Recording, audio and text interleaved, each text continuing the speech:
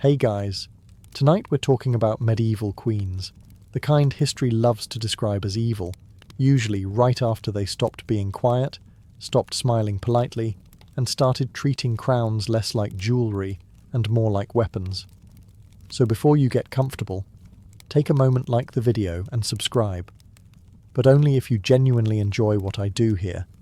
And let me know in the comments where you're tuning in from and what time it is for you. It's always fascinating to see who's joining us from around the world. Isabella of France did not look like the sort of person who would overthrow a king, which, historically speaking, is exactly the kind of person who ends up overthrowing a king.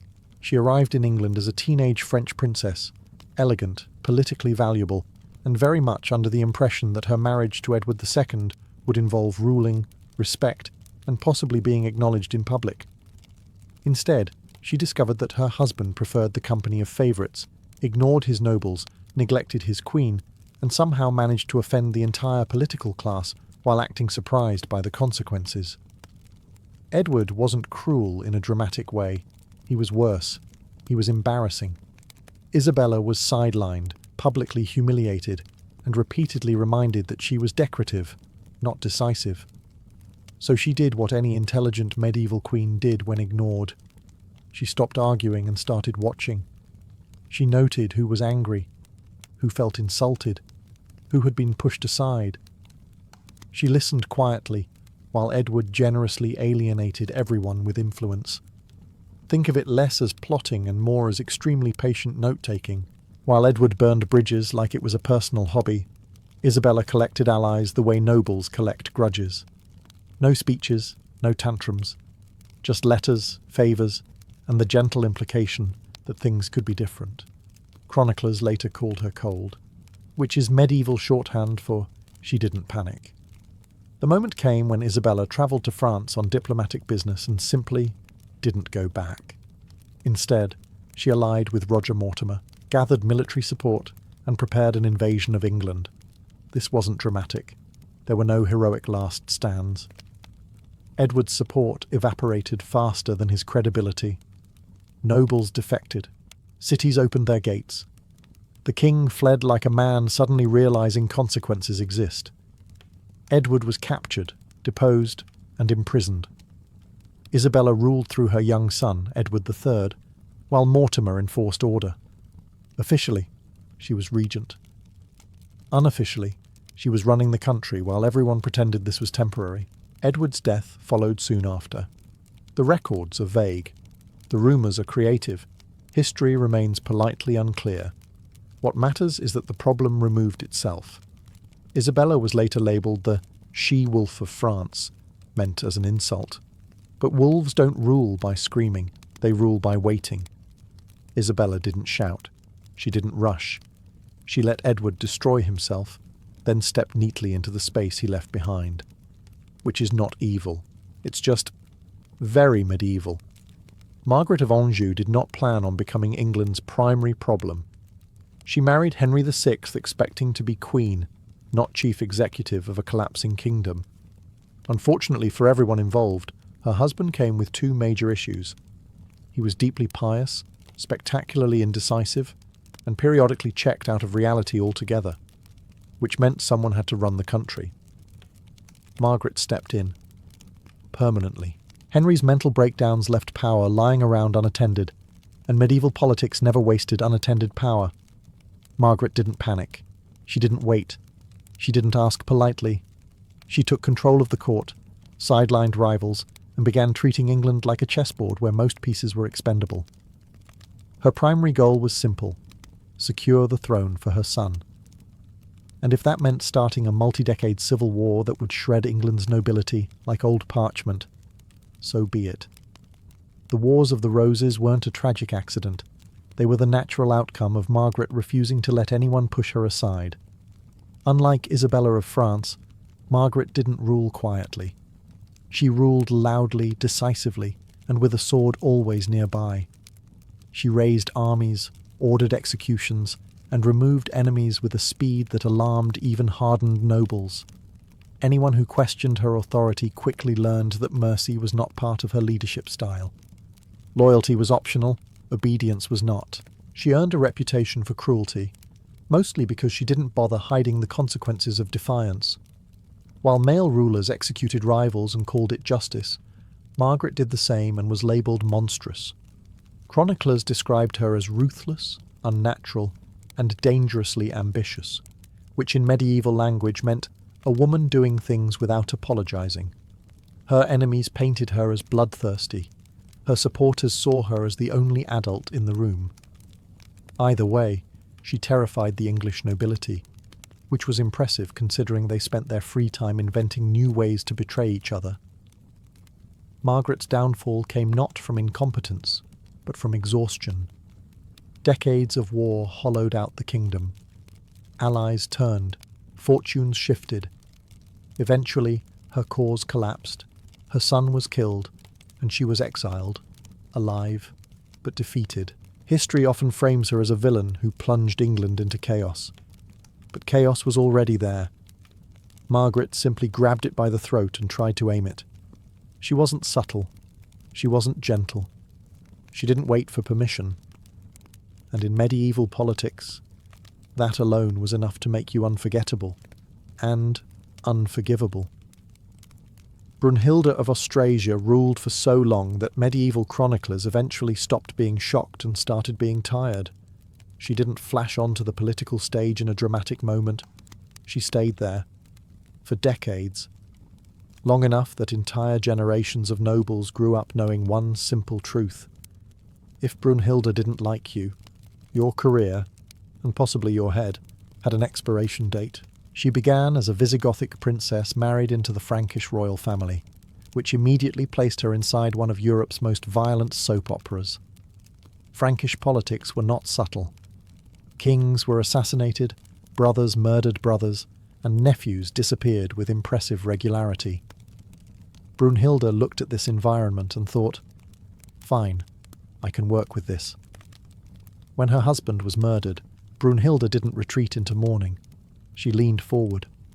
Hard. She ruled as regent, manipulated courts, removed rivals through legal executions, and treated the law like a weapon with excellent paperwork. Everything was technically official, which somehow made it worse. Her greatest talent was persistence. Brunhilde outlived rivals, crushed rebellions, and returned to power again and again after being exiled, imprisoned, or sidelined. Each time she came back, she was angrier, more efficient, and noticeably less interested in forgiveness. If medieval politics rewarded grudges, Brunhilde would have been unstoppable. And then there was Fredegund, her rival, enemy, and personal nightmare. Their feud wasn't political. It was generational, violent, and fueled by mutual hatred. Assassinations, poisonings, and purges followed in a cycle so relentless that even medieval chroniclers paused to say, "All right, this is getting excessive." Brunhilde ruled with authority that terrified the nobility. She enforced laws, punished corruption, and refused to be decorative. And like many powerful women of the era, her competence became the crime. Chroniclers accused her of cruelty, ambition, and moral corruption. Accusations conveniently levelled after she executed the men writing them. Her downfall came late in life. Very late. Captured by her enemies, she was put on trial in a spectacle designed not to judge, but to erase. The punishment was deliberately brutal, tied to a horse and dragged to death. Medieval justice had a flair for drama. History remembered her as monstrous. But monsters don't rule for decades. Brunhilde didn't survive because she was cruel. She survived because she understood one rule perfectly. In medieval politics, mercy is optional. Memory is fatal. If Brunhilde ruled through endurance, Fredegund ruled through fear. She did not climb the social ladder politely. She grabbed it, shook it violently, and removed anyone standing above her. Fredegund began life as a servant in the Frankish court, which meant she learned early how power really worked, who whispered, who listened, and who mysteriously vanished after dinner. She became the mistress of King Chilperic I, then allegedly helped arrange the death of his queen. Shortly afterward, she became the new queen. This was not subtle. This was career advancement with casualties. Fredegund understood one essential truth of medieval politics. People obeyed faster when they were scared. While Brunhilde favoured laws, trials, and long-term revenge, Fredegund preferred immediate solutions. If someone opposed her, they didn't receive a warning. They received a problem, sometimes poisoned, sometimes stabbed, occasionally removed in ways so creative that chroniclers stopped pretending to be shocked. Assassination was not a last resort for Fredegund. It was a scheduling tool. Her rivalry with Brunhilde turned Frankish politics into a generational blood feud. Each side blamed the other for murders, rebellions, and collapsing alliances. And the worst part? They were both correct. Fredegund arranged the deaths of rivals, bishops, and even members of the royal family with the calm efficiency of someone organising household chores. She was particularly fond of plausible deniability. Murders happened at night. Accidents occurred conveniently. Blades slipped. Poisoned daggers found their way into hands that had no business holding them. Fredegund never needed to be present. Her reputation did the work for her. Despite all this, she ruled successfully. She defended her son's claim to the throne, crushed rebellions, and maintained power in a court where survival itself was an achievement. Nobles obeyed her not out of loyalty, but out of the very reasonable desire to remain alive. Chroniclers hated her. They described her as cruel, unnatural, and morally corrupt, which in medieval writing usually meant she frightened men who preferred women to be quiet. They emphasized her background as a servant, as if ambition itself were a crime. Fredegund died peacefully in bed, which, considering her resume, feels deeply unfair. She didn't rule by patience. She didn't rule by law. She ruled by making the cost of opposition unbearably high. And in a world where survival depended on decisiveness, Fredegund didn't hesitate. Ever. Eleanor of Aquitaine was not officially labelled evil. She was labelled terrifyingly competent, which in medieval politics was basically the same thing, but with better handwriting. Eleanor inherited Aquitaine, one of the richest territories in Europe, which immediately made her the most valuable woman on the continent. She married the King of France, went on crusade, decided she didn't like him, annulled the marriage, and promptly married the future King of England. This was not romance. This was geopolitical speedrunning. As Queen of England, Eleanor discovered that her husband, Henry II, was ambitious, controlling, and deeply allergic to sharing power. So she did what any reasonable medieval queen would do. She encouraged their sons to rebel against him. Family bonding, but make it civil war.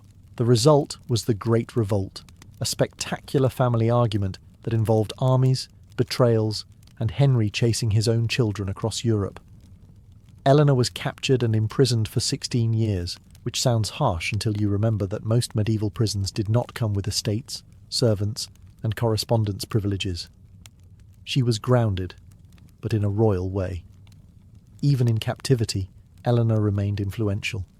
She wrote letters, arranged marriages, managed estates, and waited. When Henry died, she emerged from prison like someone who had simply been on a very long vacation with poor reviews. She ruled as regent for her son Richard the Lionheart, handled diplomacy, and negotiated ransoms when Richard was captured. Basically, she cleaned up after her sons while pretending not to judge them.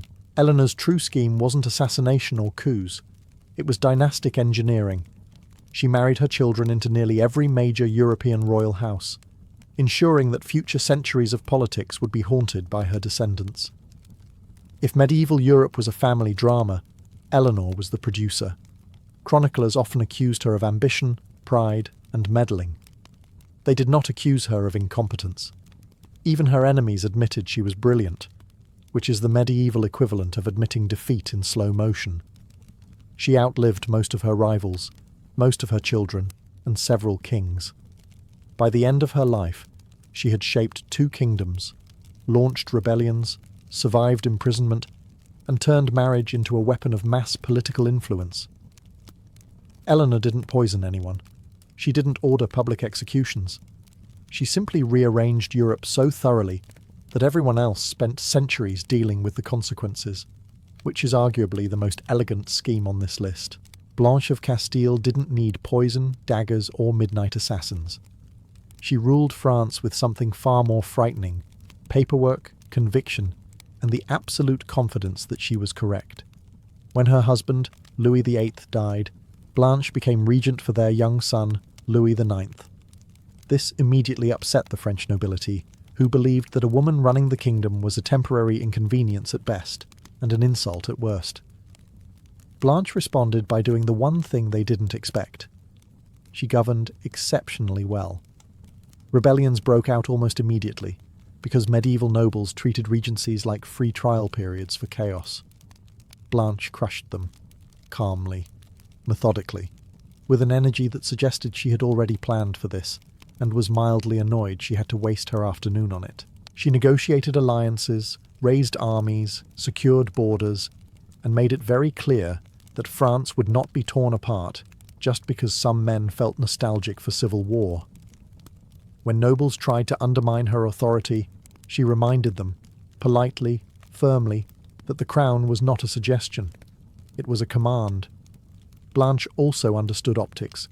She wrapped her authority in religion, presenting herself as God's chosen guardian of the realm and of her son. Opposing her wasn't just treason, it was borderline heresy. Medieval nobles loved arguing, but arguing with God's representative required more courage than most of them possessed. Her critics accused her of cruelty, arrogance, and manipulation. Blanche called it governance. When rebels were defeated, she confiscated lands, punished leaders, and removed threats permanently. No grand speeches, no apologies. Just consequences. She was fiercely protective of her son's authority, to the point that even after Louis reached adulthood, she continued to influence policy. Some chroniclers whispered that she controlled him too tightly. Blanche would likely have replied that France still existed, and that was the point.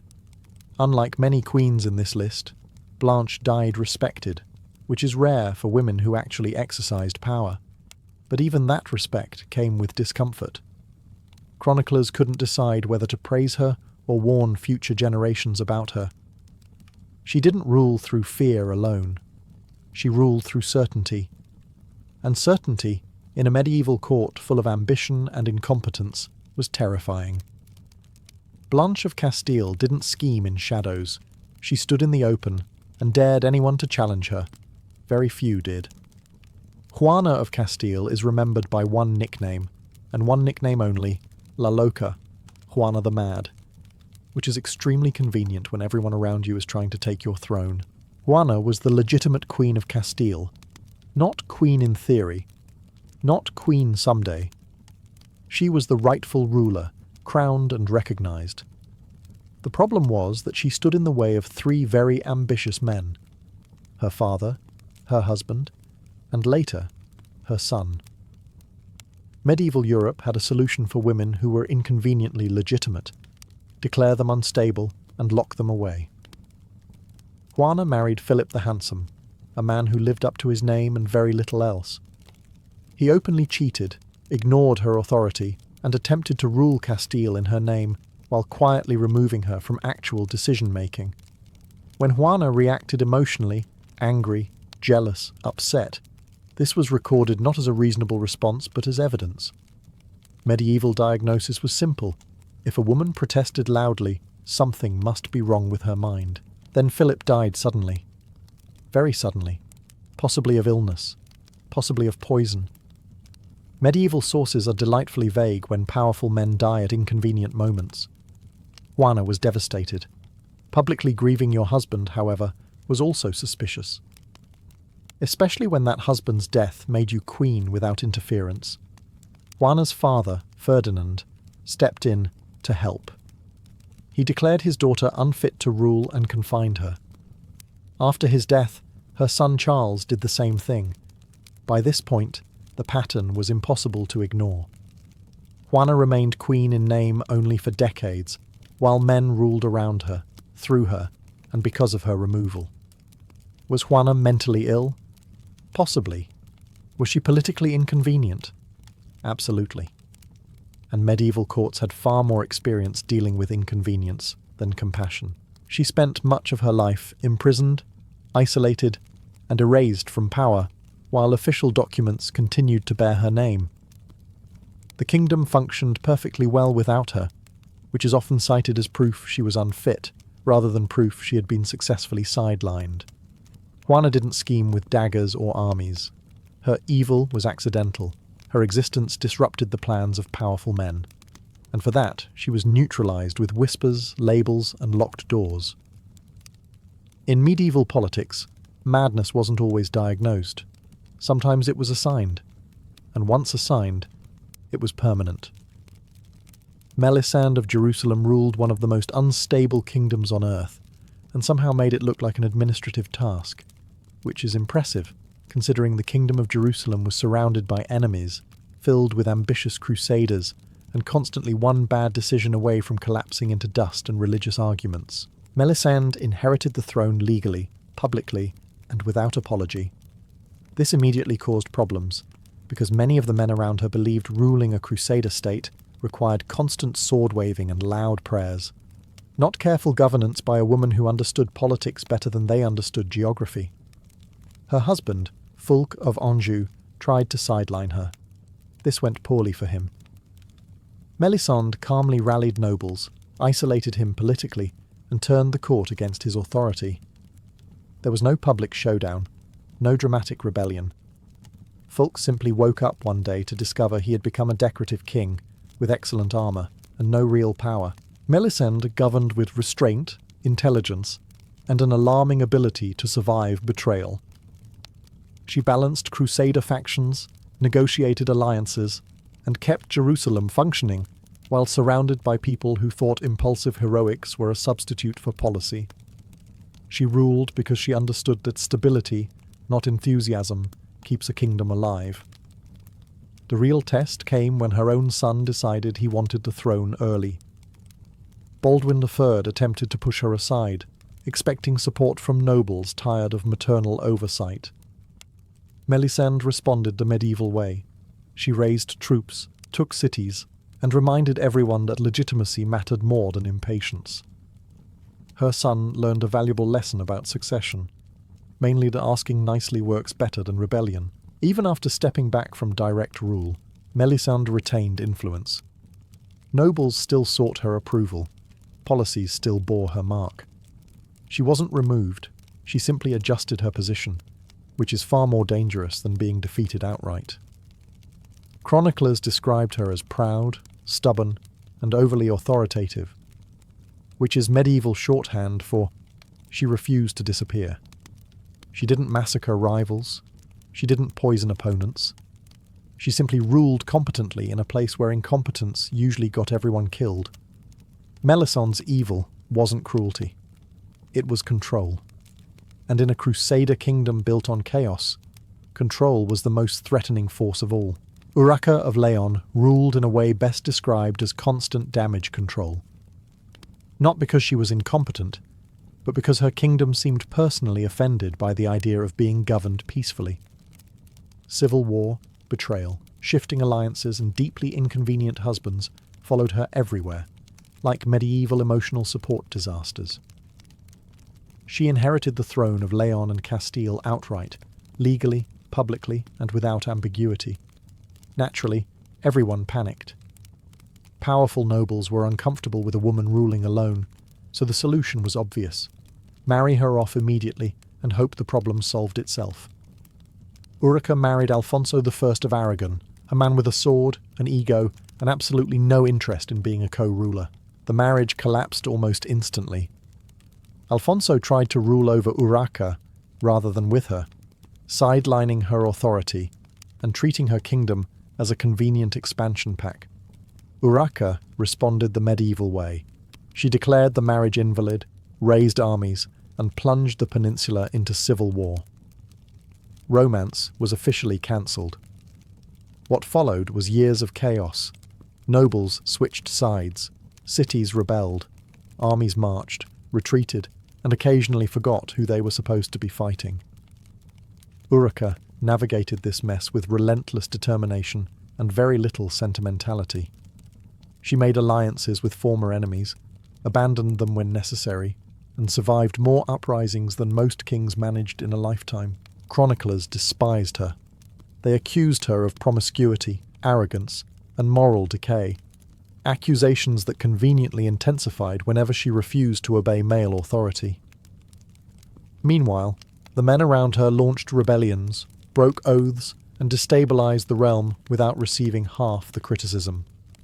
Medieval double standards were nothing if not consistent. Despite constant warfare, Urraca remained queen. That alone was an achievement. She was not overthrown. She was not erased. She ruled until her death, maintaining authority through sheer refusal to disappear. The kingdom didn't flourish, but it didn't fall apart either, which, given the circumstances, counts as success. Urraca's reign wasn't elegant. It wasn't orderly. It was stubborn. Her evil wasn't cruelty or manipulation. It was endurance. She refused to step aside, refused to surrender legitimacy, and refused to let anyone else wear her crown comfortably. In medieval politics, surviving chaos was sometimes the most radical act of power there was. Constance of Sicily terrified medieval Europe in the quietest possible way.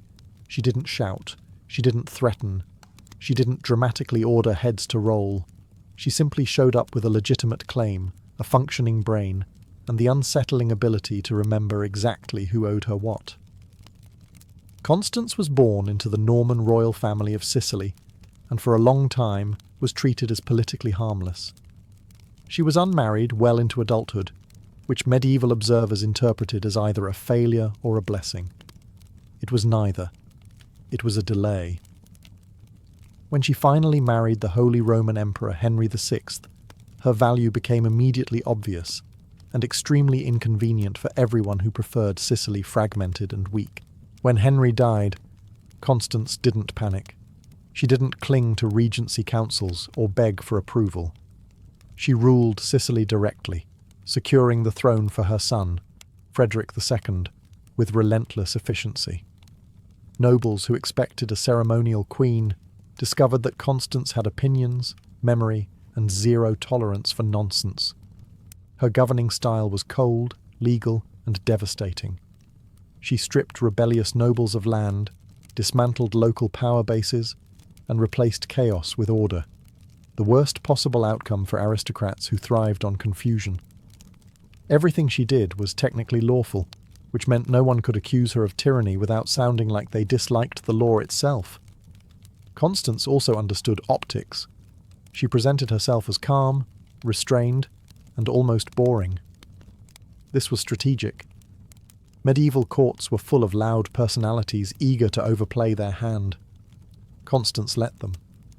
While they argued, she issued decrees. She didn't execute rivals publicly. She didn't need to. She neutralized them through administrative isolation, legal exclusion, and the slow suffocation of privilege. If you woke up one morning and discovered you were no longer important, that was Constance's doing. Chroniclers struggled with her. She wasn't scandalous enough to demonize properly. She didn't fit the narrative of the hysterical woman or the bloodthirsty queen. Instead, they accused her of being cold, distant, and overly controlling. Medieval code for "we couldn't manipulate her." Her greatest scheme wasn't cruelty, it was continuity. By securing Sicily intact for her son, Constance ensured that Frederick II would inherit one of the most powerful realms in Europe. The consequences of her rule echoed for decades, long after she was gone. Constance didn't leave chaos behind. She left structure. And in medieval politics, structure was often more dangerous than violence. Adela of Normandy didn't rule a kingdom, which made her far more dangerous than many people who did. She ruled something medieval nobles took very seriously: land, money, and the future careers of their children. And she did it quietly, efficiently, and without ever needing a crown. Adela was the daughter of William the Conqueror, which meant ambition came standard. She married Stephen of Blois, a man who went off on crusade with enthusiasm and never quite managed to come back in one piece. When he died abroad, Adela did not faint, panic, or retreat into widowhood. She stepped directly into power and ran Blois herself. And she ran it well. While many male rulers treated governance like a hobby they picked up between wars, Adela treated it like a full-time occupation. She administered justice, managed finances, negotiated with church authorities, and made sure her lands remained stable, while neighbouring regions enjoyed their usual medieval chaos. Nobles who expected a decorative widow discovered that Adela remembered names, slights, and unpaid obligations with alarming accuracy. Her greatest long-term scheme was dynastic. Adela carefully positioned her sons for power, pushing one toward the church and another toward kingship. She didn't just raise children, she engineered futures. One of her sons eventually became King Stephen of England, which meant Adela successfully upgraded her family's status without ever setting foot on a battlefield. She also maintained close correspondence with church leaders, including bishops and abbots, shaping religious politics in her favour. This wasn't piety. This was strategy.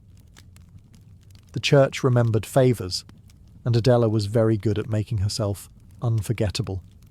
Chroniclers described her as strong-willed, sharp-tongued, and excessively involved in governance, which is medieval shorthand for she did not stay quiet. They did not accuse her of cruelty, because cruelty required spectacle. Adela preferred leverage. Her rule didn't collapse. Her lands didn't revolt. Her authority didn't dissolve the moment she stepped away. That kind of stability required planning, discipline, and a complete lack of interest in being liked. Adela's evil wasn't bloodshed. It was control without drama. She didn't overthrow kings. She produced one. And in medieval Europe, that was one of the most effective schemes imaginable. Matilda of Tuscany didn't scheme quietly. She didn't whisper behind curtains or wait for permission. She openly challenged emperors, repeatedly, and somehow lived long enough to do it again. In medieval Europe, this was considered poor manners. Matilda controlled vast territories in northern Italy at a time when the Holy Roman Emperor and the Pope were locked in a furious power struggle known as the investiture controversy. Most rulers tried to stay neutral. Matilda picked a side, grabbed a sword, and funded half the war. She backed the papacy with troops, money, castles, and a level of commitment that suggested she took political grudges very personally. Emperors hated her, deeply, publicly, persistently. Henry IV attempted to crush her power more than once, only to discover that Matilda was extremely difficult to remove. She raised armies, defended fortresses, and understood the terrain better than anyone foolish enough to invade her lands. When Henry famously stood barefoot in the snow at Canossa begging the Pope for forgiveness, he did so at Matilda's castle. Hosting an emperor's humiliation was not an accident. It was hospitality with a message. Matilda didn't just fight wars. She outlasted them.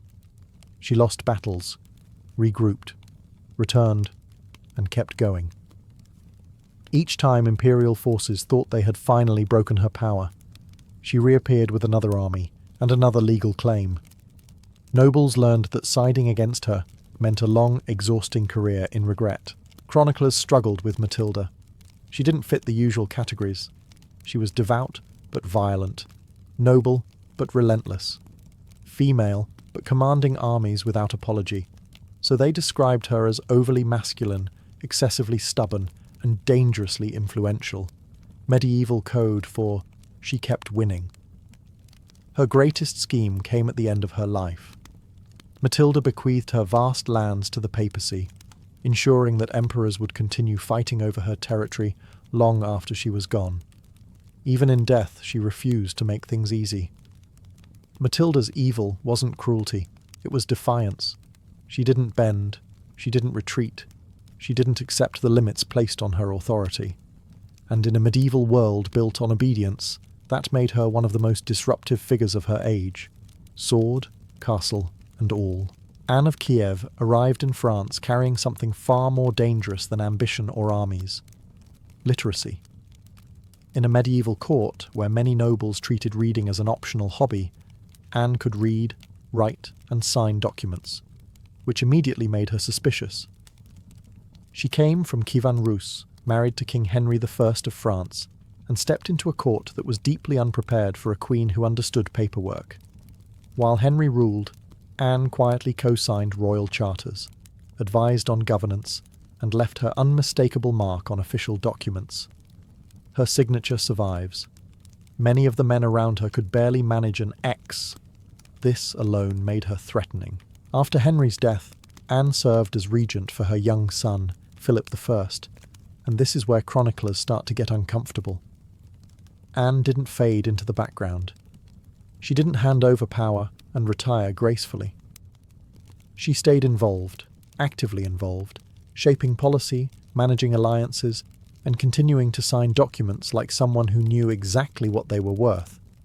Naturally, this annoyed people.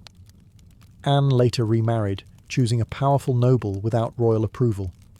This was framed as scandalous, inappropriate, and borderline treasonous. But the real issue wasn't romance, it was independence. By remarrying on her own terms, Anne demonstrated that she did not require permission to make life-altering decisions. Medieval courts did not enjoy that energy. Chroniclers responded by slowly erasing her. Later records downplayed her influence, questioned her judgment, and emphasized her foreign origins as if literacy itself had crossed the border illegally. Over time, Anne faded from popular memory, reduced to a footnote instead of the active ruler she had been. Her scheme wasn't assassination. It wasn't rebellion. It was competence. Anne ruled by knowing things, by understanding documents, by remembering details others ignored. She influenced France not through spectacle, but through presence, steady, informed, and inconvenient. In a world where authority was often inherited blindly, Anne represented something dangerous, a ruler who actually understood what she was signing. Her evil was subtle. She made ignorance visible. And medieval power structures do not like being embarrassed, especially by a woman from the East who knew how to spell her own name. Catherine of Valois didn't look dangerous. That was the entire problem. She arrived in England as the young French bride of Henry V, the warrior king, the hero of Agincourt, the man who collected victories the way medieval kings collected enemies. Catherine's job, officially, was simple: produce an heir and look appropriately royal while doing it. Unofficially, her existence was a diplomatic bandage slapped onto a very bloody war. Then Henry died, very inconveniently, and very quickly. Catherine was left a widow in her early 20s with a baby son, Henry VI, who was immediately crowned king. This should have made Catherine powerful. Instead, it made her dangerous to everyone else.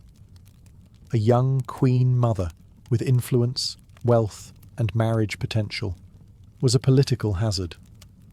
So the English government did what it always did when faced with an inconvenient woman. It restricted her. Parliament passed laws limiting Catherine's right to remarry without royal approval. This wasn't about morality, it was about control. Whoever married Catherine would gain access to the king, the court, and potentially the throne. England did not want surprises, so Catherine waited, quietly. And then she did exactly what no one expected. She married anyway, secretly, to Owen Tudor, a Welsh courtier of no great status, no great wealth, and absolutely no business marrying the Dowager Queen of England. It was not a political power move, which somehow made it worse, because that marriage produced children, and those children produced a dynasty. Catherine's descendants became the Tudors, Henry VII, Henry VIII, Elizabeth I, a line that reshaped England permanently. Her minor, unofficial marriage triggered the end of the medieval world and the beginning of the early modern one, which is a disproportionate outcome for what was supposed to be a footnote. Chroniclers tried to minimize her role. They described her as naive, romantic, or careless. This was comforting. It suggested history was accidental. It wasn't. Catherine didn't overthrow kings. She didn't order executions. She didn't command armies. She simply married without permission and let time do the rest. And in medieval politics, nothing was more dangerous than a quiet decision whose consequences no one noticed until it was far too late. Agnes of Poitou didn't lose power because she was cruel, stupid, or ineffective. She lost power because medieval politics had decided she was finished, and once that decision is made, reality tends to follow along obediently. Agnes became regent of the Holy Roman Empire after the death of her husband Henry III, ruling on behalf of her young son Henry IV. On paper, this was normal. In practice, it was intolerable. The empire was vast, unstable, and filled with men who believed a woman ruling it was a temporary clerical error. Agnes governed cautiously, too cautiously, according to her critics. She relied on advisors, tried to balance powerful factions, and avoided unnecessary bloodshed. This would have been praised in a male regent. In Agnes, it was interpreted as weakness. Medieval courts had a fascinating habit of calling restraint failure only when women practiced it. Her greatest mistake was trust. Agnes believed alliances meant something. She believed nobles would honour agreements. She believed bishops were loyal. These were not rookie errors, they were philosophical ones. Medieval power did not reward good faith. The turning point came with the coup of Kaiserswerth, when rival nobles abducted her son, effectively removing Agnes from power while claiming they were protecting the empire, which is medieval code for "we're done listening to you." Agnes was sidelined not by rebellion, but by paperwork, excuses, and very confident men insisting this was for everyone's benefit. After losing control, Agnes withdrew from politics and entered religious life. Chroniclers praised this as humility and repentance. Conveniently, it also ensured she would never reclaim authority. Her reputation was slowly rewritten: indecisive, weak, overly emotional. The standard post-removal biography. But Agnes's real crime wasn't incompetence. It was being surrounded by men who wanted her gone. She ruled during an impossible moment, with limited options and constant resistance. When she failed, history blamed her. When the men who replaced her caused chaos, history called it necessary conflict. Agnes wasn't evil in the theatrical sense. Her evil was structural. She proved something medieval society didn't want to admit, that even a capable queen could be undone not by enemies, but by the quiet, collective decision to stop obeying her. And that may be the most chilling scheme of all. Empress Irene was born around the year 752 in Athens, a city that, by the 8th century, was no longer the intellectual powerhouse of antiquity, but still carried deep cultural prestige. Athens at this time was provincial, Christian, and far from the political heart of the Byzantine world. Irene came from a noble family, respectable but not influential enough to shape imperial politics on its own. Nothing in her early circumstances suggested she would one day rule an empire. Her rise would come not through inheritance or military glory, but through careful placement, patience, and an extraordinary ability to survive the Byzantine court.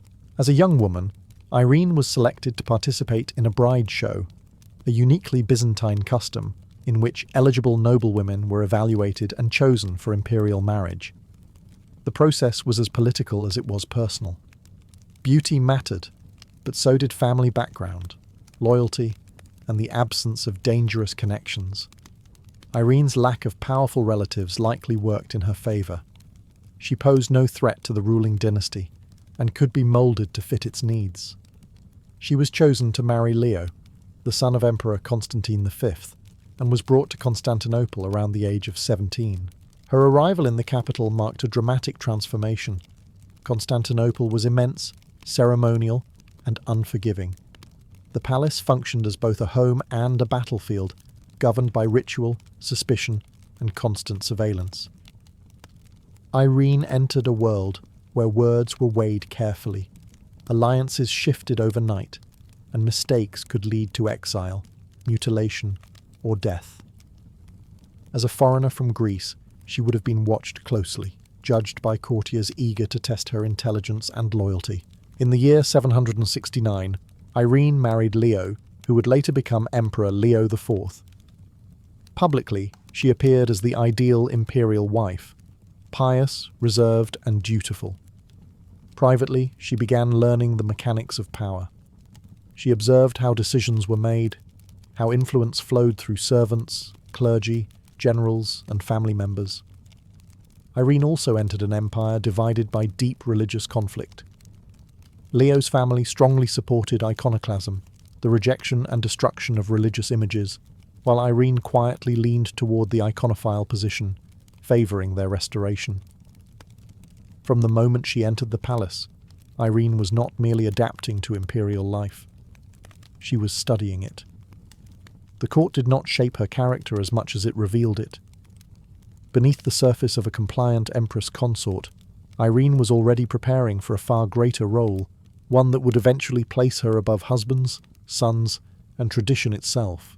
When Leo IV ascended the throne in the year 775, Irene became Empress consort of the Byzantine Empire. The transition from imperial bride to emperor's wife came with new visibility and new danger. Leo ruled an empire still shaped by his father's hardline policies, especially the enforcement of iconoclasm. Religious images were banned, monasteries were restricted, and opposition clergy were punished. Publicly, Irene conformed. Privately, she observed and waited. Her most important role during these early years was motherhood. In the year 771, Irene gave birth to a son, Constantine. This single event transformed her position at court. As the mother of the heir, Irene's status was no longer ceremonial. She now had a direct stake in the future of the dynasty. Every decision affecting the empire was also a decision affecting her child's inheritance. Protecting Constantine became inseparable from protecting herself. Leo IV was not a strong or confident ruler. Chronic illness plagued him, and his reign was marked more by maintenance than ambition. He attempted to soften his father's iconoclastic legacy without fully abandoning it, a balancing act that pleased no one. Iconoclast hardliners distrusted him, while icon supporters remained oppressed. Irene watched these tensions closely. She cultivated a reputation for piety, generosity to churches, and quiet devotion, all while avoiding open confrontation. Behind the scenes, the imperial household became increasingly divided. Leo's family, especially his half-brothers, resented Irene's influence and feared her growing authority as Constantine's mother. Accusations circulated that Irene secretly supported the veneration of icons. Leo himself reportedly discovered religious images hidden among her belongings. The incident did not lead to her downfall, but it confirmed what many already suspected. Irene's beliefs did not align with official policy. Despite this, Irene survived. She understood restraint. Rather than challenging her husband directly, she focused on building networks of loyalty among palace officials, eunuchs, and sympathetic clergy. These relationships would later prove decisive. Her power was not loud or obvious. It was domestic, relational, and carefully concealed. In the year 780, Leo IV died suddenly, leaving behind a 10-year-old heir. In a single moment, the balance of power shifted completely. Constantine was emperor in name, but far too young to rule. Irene stepped forward as regent, assuming authority not as a placeholder, but as a governing force. Her years of observation were over. The period of action had begun. With the death of Leo IV in the year 780, the Byzantine Empire found itself ruled by a child. Constantine VI was only 10 years old, legally emperor but incapable of exercising real authority. Into this vacuum stepped his mother, Empress Irene, who assumed the role of regent with remarkable speed and confidence. Officially, she governed in her son's name. In reality, she ruled alone. The early months of Irene's regency were tense and dangerous. The Byzantine state had little tolerance for female authority, especially when paired with religious controversy. Many generals and officials believed that a woman could not properly command an empire constantly at war. Others feared that Irene would overturn decades of iconoclastic policy. Rebellions flared almost immediately. Several members of the imperial family attempted to claim power, arguing that male rule was both traditional and necessary. Irene responded decisively. Conspirators were arrested, tonsured, or exiled, removing rivals without creating martyrs. Her most pressing challenge was control of the military. The army was deeply loyal to iconoclasm and suspicious of Irene's known religious sympathies. Rather than confronting them directly, she relied on careful appointments and strategic distance. Key commands were reshuffled, loyal officers promoted, and outspoken opponents quietly sidelined. Irene understood that survival depended on neutralizing threats before they could unite. At the same time, she began preparing for the most ambitious religious reversal in Byzantine history. For decades, the empire had been divided over the use of religious images. Irene believed iconoclasm had fractured the church, weakened imperial legitimacy, and alienated powerful religious communities. Yet restoring icons too quickly could provoke open revolt. She moved slowly, first replacing the iconoclastic patriarch with a more flexible figure, then testing public reaction through controlled gestures of tolerance. Throughout this period, Constantine remained largely in the background. Irene ensured her son received an education appropriate for an emperor, but she tightly controlled his access to power. He attended ceremonies, signed documents, and appeared before the people. Yet decisions never reached him unfiltered. The regency was becoming less temporary with each passing year. By stabilizing the court, suppressing opposition, and carefully reshaping religious policy, Irene transformed herself from guardian to ruler. The empire was no longer merely waiting for a boy to grow into power. It was adjusting to the reality of a woman who had no intention of surrendering control quietly. As regent, Empress Irene now turned to the issue that had quietly shaped her entire political identity: the restoration of religious icons. Iconoclasm had dominated imperial policy for more than half a century, enforced by law and backed by military power. It had fractured families, emptied monasteries, and turned bishops into political prisoners. Irene believed it had also eroded the moral authority of the emperor. Restoring icons was not only a religious act, it was a calculated attempt to heal the empire and legitimize her rule. She began cautiously. Irene removed outspoken iconoclasts from key church positions and elevated clergy who favored compromise. The most important appointment was the selection of a new patriarch of Constantinople, Tarasius, a lay official loyal to Irene who was willing to guide the church back toward icon veneration without provoking immediate backlash. His appointment alone signaled a shift, even before any formal decree was issued. In the year 786, Irene attempted to convene an ecumenical council in Constantinople to officially reverse iconoclasm. The effort nearly collapsed into disaster. Soldiers loyal to iconoclastic doctrine stormed the council chamber, forcing its dissolution. For many rulers, this humiliation would have ended the project. Irene instead treated it as a lesson. The military could not be ignored or rushed. It had to be neutralized first. Over the next year, Irene carefully removed rebellious troops from the capital, dispersing them to distant provinces under new commanders. Only once the threat was contained did she reconvene the council, this time in the city of Nicaea in the year 787. The gathering, later known as the Second Council of Nicaea, formally restored the veneration of icons, declaring that images were worthy of honor, not worship. Iconoclasm was condemned as heresy. The decision reshaped the empire. Churches reopened, icons returned to public spaces, and exiled clergy were restored. For icon supporters, Irene became a savior of orthodoxy. For her enemies, she became proof that female rule led to religious chaos. Irene embraced the praise and ignored the resentment. She ordered the council's decisions enforced across the empire, making reversal increasingly difficult. This victory elevated Irene's prestige beyond Constantinople. She was now recognized by the wider Christian world as the ruler who healed a spiritual wound left open for generations. Yet restoring icons also deepened her dependence on personal authority. The empire was bound to her choices, and the future emperor, her son, was growing older. The question was no longer whether Irene could rule, but whether she would ever willingly step aside. By the late 700s, the regency of Empress Irene had stretched far beyond what tradition considered acceptable. Constantine VI was no longer a child. He was approaching adulthood, educated, publicly crowned, and increasingly aware that he ruled only in name. For years, Irene had justified her authority as temporary and necessary. Now, that justification was beginning to erode. Pressure mounted from every direction. Military leaders, already uneasy with female rule, urged Constantine to assert himself. Courtiers whispered that the empire needed a man at its head, especially with ongoing conflicts against Bulgars and Arabs.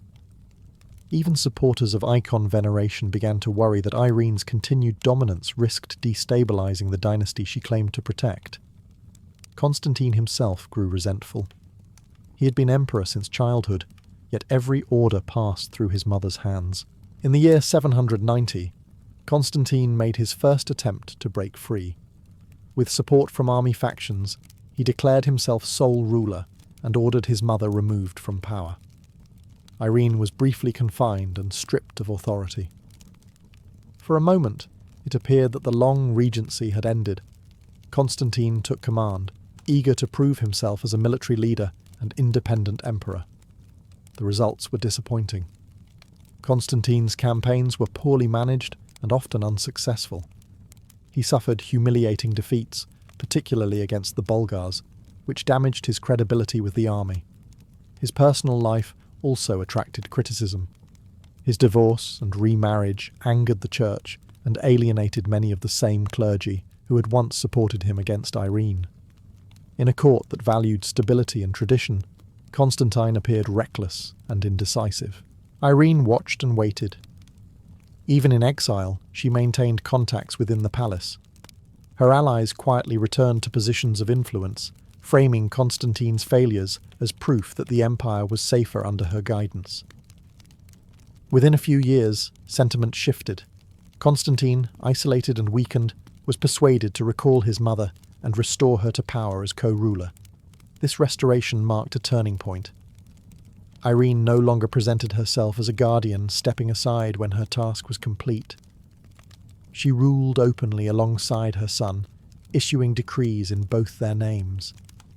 Yet the balance between them was unequal. Irene commanded loyalty, experience, and religious authority. Constantine commanded little beyond his title. Mother and son now ruled together, but trust between them was gone. What had begun as a temporary regency had evolved into a power struggle that could not end peacefully. The empire stood at a dangerous crossroads, with a dynasty divided against itself. The uneasy partnership between mother and son could not last. By the early 800s, it was clear that the Byzantine Empire could not be governed by divided authority. Empress Irene and Constantine VI shared a throne, but not trust, vision, or loyalty. Each decree carried the weight of rivalry. Each ceremony exposed the tension between a seasoned ruler and a son who felt robbed of his birthright. Constantine attempted once more to assert himself. He dismissed officials loyal to Irene and tried to rebuild support within the army. But his reputation was already damaged. Defeats in battle lingered in memory, and his personal decisions had alienated both clergy and aristocracy. Irene, by contrast, remained associated with religious unity and stability. Her court was calm where his was chaotic. In Byzantine politics, perception mattered as much as success. Irene moved carefully but decisively. She began isolating Constantine from sources of support, replacing guards, restricting access, and controlling the flow of information. Palace officials, many of them eunuchs loyal to Irene, ensured that Constantine's orders were delayed or ignored. The emperor found himself increasingly alone within his own residence. In the year 802, the conflict reached its brutal conclusion. Constantine was seized by loyalists of his mother and imprisoned within the palace. What followed shocked even a society accustomed to ruthless power struggles. Constantine was blinded, an act that rendered him unfit to rule under Byzantine law. The blinding was severe and likely fatal. Whether Irene personally ordered the act or merely allowed it remains debated, but responsibility ultimately rested with her. With her son removed, Irene assumed sole power as emperor, not empress consort or regent, but ruler in her own name. She adopted the masculine imperial title, signalling that no intermediary stood between her and authority. For the first time in Roman and Byzantine history, a woman ruled the empire alone. The reaction was mixed and intense. Some were horrified by the cruelty inflicted on a son by his own mother. Others justified it as a tragic necessity to preserve stability. Irene herself framed the act as an act of duty, placing the empire above personal bonds. In her mind, Constantine's failures had endangered everything she had built. The blinding marked the point of no return. Irene had crossed the final boundary separating accepted political manoeuvring from moral infamy. Yet she had also achieved what no woman before her had accomplished: absolute power over the Byzantine Empire. With Constantine removed, Empress Irene ruled the Byzantine Empire alone, an unprecedented situation that unsettled nearly every institution of power. She did not present herself as a caretaker or exception. Irene adopted the full authority and titles of an emperor, appearing on coinage and official documents without reference to a male counterpart. In form and function, she was sovereign. Her reign as sole ruler was marked by caution rather than ambition. Irene understood that her position was fragile. Many accepted her authority only reluctantly, viewing her rule as an emergency solution rather than a permanent model. To counter this, she leaned heavily on legitimacy through religion. She emphasized her role as restorer of orthodoxy, patron of monasteries, and protector of the church. Clergy who benefited from the end of iconoclasm largely supported her, offering moral justification for her continued rule. Administratively, Irene favoured stability over reform. She relied on experienced officials, many of them eunuchs, whose loyalty was personal rather than dynastic. This insulated her from the ambitions of military aristocrats, but also weakened imperial control over the provinces. The army, already sceptical of her authority, grew restless. Campaigns against external enemies were limited, defensive, and often inconclusive. Irene preferred diplomacy and tribute to costly wars she could not risk losing. Abroad, her rule created complications. In the West, the absence of a male Roman emperor was seen as a political opportunity. When Charlemagne was crowned emperor in the year 800, Western leaders argued that the Roman throne had been effectively vacant. Irene reportedly explored the idea of marrying him, a union that could have reunified East and West under a single ruler. Whether the proposal was serious or merely diplomatic manoeuvring, it reveals the extent of her political imagination and desperation. At home, resentment simmered. Many aristocrats never forgave her for blinding her son. Others feared that her reliance on court officials weakened traditional power structures. While no immediate rebellion erupted, support for Irene was thin and conditional. She ruled not through widespread loyalty, but through careful balance and constant vigilance. Irene's reign was quieter than her rise, but no less precarious. She had achieved absolute power, yet it rested on fragile foundations. The empire endured, but it did not thrive. And as years passed, the question that haunted her rule grew louder. How long could a ruler who had destroyed her own dynasty continue to govern an empire built on legitimacy and tradition? By the final years of her reign, the authority of Empress Irene rested on exhaustion rather than loyalty. The empire had not collapsed under her rule, but neither had it prospered. Military setbacks continued, provincial administration weakened, and resentment toward court favoritism grew sharper. Irene's reliance on eunuchs and bureaucrats insulated her from open rebellion, yet it also alienated generals and aristocrats who believed the empire was being quietly mismanaged. The decisive factor was money. Irene's preference for diplomacy over warfare required heavy payments to foreign powers, draining the treasury. Tax burdens increased, angering both urban populations and provincial landowners. In Constantinople, whispers spread that the empire was being governed for the palace rather than the people. Irene's piety no longer compensated for economic strain. In the year 802, a group of senior officials moved against her. At their centre was Nikephoros, the logothete of the treasury, a man with administrative experience and strong support among fiscal and military elites. The coup was swift and bloodless. Irene was seized without resistance. There were no riots in her defense, no armies marching to restore her. The silence was telling. Her rule had endured, but it had not inspired devotion. Nikephoros was proclaimed emperor, and Irene was formally deposed. Unlike many fallen rulers, she was not executed or mutilated. Her gender, age, and religious reputation protected her from violent retribution. Instead, she was exiled first to the island of Princes near Constantinople, and later to Lesbos. Stripped of power, wealth, and ceremony, Irene lived out her final days far from the marble halls she had once dominated. In exile, her circumstances were harsh. Accounts suggest she supported herself through simple labour, including spinning wool, a striking contrast to her former imperial life. She died in the year 803, alone and largely forgotten by the court that had once feared her. Irene's fall was quiet, almost anticlimactic, but it revealed the limits of her achievement.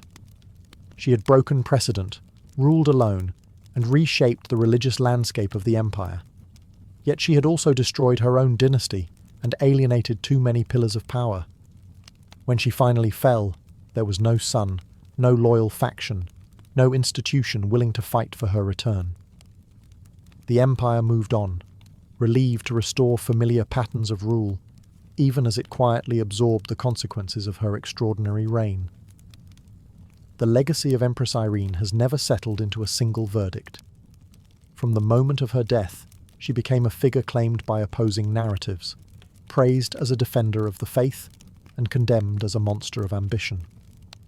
Byzantine chroniclers struggled to reconcile her piety with her cruelty, her devotion to the church with the violence she used to secure power.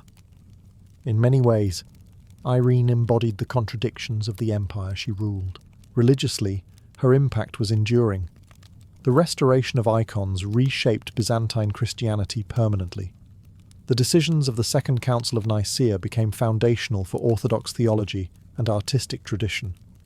Churches once again filled with images of Christ, the Virgin, and the saints, shaping Byzantine visual culture for centuries. In this sense, Irene succeeded where many emperors failed. She imposed a religious settlement that lasted. Later generations of icon supporters remembered her as an instrument of divine will, even comparing her to saintly rulers despite her actions. Politically, her reign was far more troubling. Irene demonstrated that imperial power could be seized and held without military glory or dynastic continuity. She ruled through court politics, religious legitimacy, and personal authority rather than conquest. This set a dangerous precedent. By blinding her son and eliminating the ruling line, she weakened the principle of hereditary succession that had stabilized the empire. The chaos that followed her fall reflected this damage. Her gender has always shaped how history judged her. Male emperors who mutilated rivals, ordered executions, or overthrew family members were condemned, but rarely defined by those acts alone. Irene, by contrast, became inseparable from the image of a mother destroying her child. Whether this judgment reflects moral outrage or discomfort with female power remains debated. What is certain is that her actions crossed boundaries that Byzantine society found difficult to forgive. In Western Europe, her rule had unintended consequences. The crowning of Charlemagne as emperor relied partly on the argument that the Roman throne was vacant under female rule. This act permanently divided imperial authority between East and West. Irene did not cause the split alone, but her reign accelerated it. Today, Irene stands as one of the most complex figures in Byzantine history. She was neither a simple villain nor a misunderstood heroine. She was a ruler who believed that authority justified cruelty, that faith justified force, and that the empire mattered more than blood. Her life remains a warning and a testament. Power can be seized by skill and conviction, but it is rarely held without cost. Before the ancient world learned to write, it learned to listen. Long before tablets, papyrus, or inscriptions, sound was already shaping human behavior. Rhythm and tone existed as tools of survival, memory, and belief. Early music did not begin as art for pleasure. It began as structure, a way to mark time, coordinate movement, and communicate meaning when spoken language was still fragile and limited. In prehistoric and early ancient societies, music emerged directly from the body and the environment. Hands clapped, feet stamped, stones struck together. Hollow logs echoed. These sounds created patterns, and patterns created predictability. Predictability brought comfort and control in an uncertain world. Music helped communities move together, work together, and remember together. A repeated rhythm could guide a hunt, a harvest, or a ritual long before instructions could be spoken or recorded. As societies became more complex, music became inseparable from ritual. Sound was believed to bridge the human and the divine. Drums summoned spirits. Chants honoured ancestors. Simple melodies were repeated until they became sacred. Music did not accompany ritual. It was ritual. The act of producing sound in a shared space reinforced social bonds and reinforced belief. To participate in music was to participate in the order of the world. Music also functioned as memory. In cultures without writing, history was sung. Genealogies, myths, laws, and moral lessons were preserved through melody and repetition. A tune made information harder to forget and easier to transmit. Elders taught the young not by reading, but by singing. What survived across generations was not written knowledge, but remembered sound. Even early warfare relied on music. Rhythms coordinated marching. Horns and drums signaled commands. Sound carried authority across distance where words failed. To hear a familiar rhythm was to know where you belonged, who led you, and when to act. Music organized chaos. Crucially, early music was communal. There were no audiences, no performers separate from listeners. Everyone participated. Music belonged to the group, not the individual. Its power came from repetition and shared experience, not originality. By the time ancient civilizations emerged, music was already deeply embedded in human life. Instruments would grow more complex. Theories would develop. Sacred rules would form. But the foundation remained the same. Music began as a human response to silence, uncertainty, and time itself. Before writing shaped civilization, sound did. As the first cities rose in Mesopotamia, music began to take on clearer form. In the river valleys of the Tigris and Euphrates, sound moved from instinct to craft. This was not merely the birth of instruments, but the beginning of intentional musical culture. Music now had makers, players, and specific purposes tied to temples, courts, and labour. Archaeology gives us some of the earliest physical evidence of music in human history from this region. Lyres, harps, and flutes made of wood, reed, shell, and precious metals have been uncovered in royal tombs. These were not crude objects. They were carefully designed, decorated, and tuned. The famous lyres from the royal cemetery of Ur suggest that music already held prestige.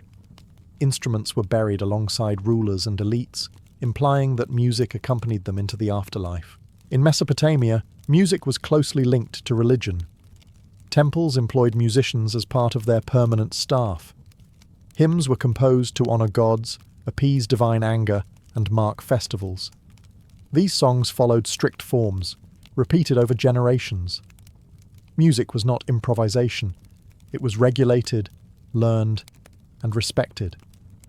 Certain melodies were believed to possess power, capable of influencing the mood of the gods themselves. For the first time, we also see early attempts to record music. Clay tablets describe tuning systems, intervals, and even fragments of songs. While we cannot reconstruct these melodies with certainty, their existence shows that music was now something worth preserving in writing. Sound was no longer entirely ephemeral. It could be studied, categorized, and transmitted with intention. Music also entered the political sphere. Kings used musicians in ceremonies to reinforce authority and divine favor. Court music distinguished the elite from common people, creating a sonic hierarchy. Public celebrations echoed with drums and strings, reminding listeners of who ruled and who was ruled. Music became part of power. At the same time, music remained woven into daily life. Workers sang while building canals or harvesting crops. Lullabies soothed children. Songs accompanied weddings and funerals. Music marked every transition of life, from birth to death. In Mesopotamia, music crossed a critical threshold. It was no longer only communal sound. It became a profession, a ritual science, and a political tool. Civilization did not silence music. It refined it, shaped it, and gave it lasting form. In ancient Egypt, music was not simply heard. It was believed to shape the balance of the universe. Egyptian culture was built around the concept of Ma'at, the divine order that held the cosmos together. Music was one of the forces that sustained it. Sound, rhythm, and repetition were thought to calm chaos and please the gods, making music a sacred responsibility rather than a personal expression. Music permeated Egyptian religious life. Temples echoed daily with chants, hymns, and instrumental performances offered to the gods. Priests and priestesses were trained musicians, performing according to strict ritual rules. Certain instruments were reserved for sacred contexts, and certain melodies were believed to carry spiritual power. To play music incorrectly was not a harmless mistake. It risked disrupting divine harmony. One of the most important instruments was the sistrum, a rattle associated with the goddess Hathor. Its sound was believed to drive away evil forces and restore joy and fertility. Harps, flutes, and lyres were also common, often depicted in temple reliefs and tomb paintings. These images are not decorative fantasy. They are records of real musical practice, showing posture, hand position, and ensemble arrangement. Music followed Egyptians beyond the temple. In funerary rituals, it guided the dead into the afterlife. Tomb scenes frequently show musicians performing for banquets meant to be enjoyed eternally. Music ensured continuity. Just as the body was preserved through mummification, sound was preserved through ritual repetition. What was played in life would be played again in eternity. Unlike Mesopotamia, Egyptian music was rarely written down in technical detail. Knowledge passed through apprenticeship and tradition. This made music deeply conservative. Melodies changed slowly, guarded by religious authority. Innovation was less valued than correctness. Music's role was not to surprise, but to maintain stability. Music also reflected social hierarchy. Elite households employed professional musicians, while common people relied on communal singing and simple instruments. Yet even the poorest Egyptians encountered music regularly. Work songs, festival dances, and street performances filled daily life with sound. Music marked time, seasons, and labour just as reliably as the Nile's floods. In Egypt, music was inseparable from belief. It did not exist to entertain an audience. It existed to uphold the universe. To make music was to participate in cosmic maintenance, a duty shared between gods and humans. As ancient states grew larger and more militarized, music became a weapon of organization and intimidation. Across the ancient world, sound was used to control movement, signal authority, and project power far beyond the reach of the human voice. Music did not merely accompany war, it structured it. In early armies, rhythm was essential. Drums regulated marching pace, keeping soldiers moving as a single body rather than a chaotic mass. A unified rhythm reduced exhaustion and panic, especially during long advances. When hundreds or thousands of feet struck the ground in time with a drum, individual fear was absorbed into collective motion. Music created discipline where none might naturally exist. Horns and trumpets served as instruments of command. Their sharp, penetrating tones carried over battlefield noise, signaling advance, retreat, or regrouping. Different calls conveyed different orders, understood instantly by trained soldiers. In an era without radios or written commands, sound was the fastest and most reliable form of communication. A single blast could shift the fate of a battle. Music also functioned psychologically. The noise of war music was meant to intimidate enemies before combat even began. Loud drums, clashing cymbals, and piercing horns amplified the presence of an army, making it seem larger and more fearsome. To hear an approaching force was often more terrifying than to see it. Sound announced violence in advance. Rulers quickly recognized this power. Military music became part of state identity. Certain rhythms, instruments, and signals were associated with specific armies or kings. To hear them was to know who was coming. Music reinforced loyalty, binding soldiers to a shared sonic language that separated them from civilians and enemies alike. Beyond the battlefield, music reinforced authority through ceremony. Triumphs, parades, and public rituals relied on controlled sound to elevate rulers above the crowd. Drums and trumpets marked the presence of power, creating awe and distance. Silence followed authority, not the other way around. Yet music in war was not purely functional. It also helped soldiers endure. Songs shared around campfires preserved morale and identity. They reminded fighters of home, comradeship, and purpose. Music humanized war, even as it organized it. Across civilizations, the use of music in conflict reveals a harsh truth. Sound could unify, intimidate, and command in ways violence alone could not. Music was not separate from power. It was one of its most effective tools. In ancient China, music was never understood as mere sound or personal expression. It was a force tied directly to moral order, political stability, and the harmony of the universe. To the ancient Chinese mind, a society that produced correct music was a society in balance. When music decayed, so did the state. Some of the earliest musical evidence in China comes from bone flutes discovered at Jiahu, dating back thousands of years. Made from crane bones and carefully drilled with finger holes, these flutes show deliberate tuning and scale awareness. This was not accidental noise. It was structured sound, designed to produce specific pitches.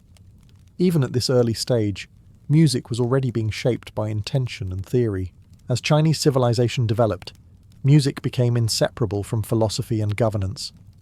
Court music was regulated by the state, with specific modes assigned to rituals, seasons, and ceremonies. Each pitch was believed to correspond to cosmic elements, directions, and social roles. Playing the wrong music at the wrong time was not just inappropriate, it was dangerous. Disorder in sound was believed to invite disorder in society. Music played a central role in ritual. Ancestral ceremonies, royal sacrifices, and seasonal rites all required precise musical performance. Large orchestras of bells, chimes, zithers, flutes, and drums were assembled for these occasions. Bronze bells were cast in sets, each producing two distinct tones depending on how they were struck. This technological sophistication reflected the importance placed on musical accuracy. Unlike in many other ancient cultures, music in China was deeply moralized. Philosophers argued that proper music cultivated virtue, while corrupt music encouraged excess and rebellion. Rulers were judged not only by laws and armies, but by the music they promoted. A harmonious state sounded harmonious. Music education was therefore political education. Elite youths learned music as part of their training, not to entertain, but to discipline the mind and emotions. Rhythm taught restraint. Melody taught balance. Music shaped character. Outside the court, common people sang work songs, folk melodies, and festival music, but even these were viewed through a moral lens. Folk music was often collected and evaluated by officials as a measure of public sentiment. If songs became bitter or chaotic, it signaled unrest. In ancient China, music was a mirror of society. It reflected order, hierarchy, and cosmic balance. To govern sound correctly was to govern people correctly. In ancient Greece, music crossed a critical boundary. It was no longer only ritual, tradition, or moral force. It became a subject of analysis. Greeks believed music could be understood, measured and explained through reason. Sound was not just heard, it was studied. Greek music was built on the idea that harmony reflected order in the universe. Philosophers argued that musical intervals followed mathematical ratios, linking sound to cosmic structure. This idea transformed music into a bridge between art and science. To understand music was to understand how the world itself was arranged. The famous concept of the harmony of the spheres imagined celestial bodies moving according to musical ratios, producing an eternal, inaudible music that governed existence. Music education was central to Greek life. Young citizens were trained in both music and gymnastics, balancing mind and body. To play the lyre or sing was not a luxury. It was a civic duty. Music shaped character, discipline, and emotional control. Certain modes were believed to inspire courage, others restraint, others sorrow. Choosing the wrong music for the wrong audience could corrupt morals. Music accompanied nearly every public activity. It was present in religious festivals, athletic competitions, theatre, and symposia. Tragedies and comedies were not spoken alone. They were sung and accompanied by instruments.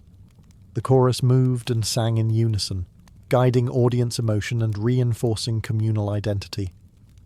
Music carried meaning beyond words. Unlike Egypt or Mesopotamia, Greek music was rarely preserved in full notation. What survives instead are theories, descriptions, and debates. Philosophers argued fiercely about music's proper role. Some feared that overly complex or emotional music weakened discipline and encouraged excess. Others celebrated innovation. These debates reveal how seriously music was taken. It was seen as powerful enough to shape society for better or worse. Music was also linked to the divine. Gods were associated with instruments and musical styles. Apollo represented order, reason, and the lyre. Dionysus represented ecstasy, rhythm, and release. Greek culture lived in tension between these two musical ideals, between control and abandon. Through Greece, music became intellectualized. It was no longer just inherited tradition. It was theory, ethics, and education.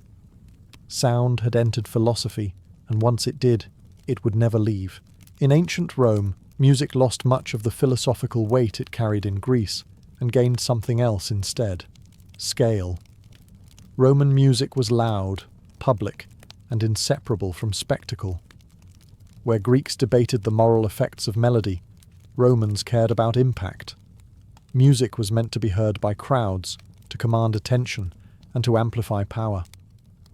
Roman culture absorbed musical traditions from across its empire. Greek theory, Etruscan ritual sounds, Near Eastern instruments, and local folk music all blended into a practical, performance-driven tradition. Rome did not seek musical purity. It sought effectiveness. If an instrument could fill an arena or energize a procession, it had value. Public life in Rome was saturated with sound. Triumphs echoed with trumpets and horns. Religious festivals featured choirs and percussion. The theatre relied on musical accompaniment to heighten emotion and guide audience response. Even gladiatorial games were choreographed with sound. Music signaled entrances, climaxes, and death.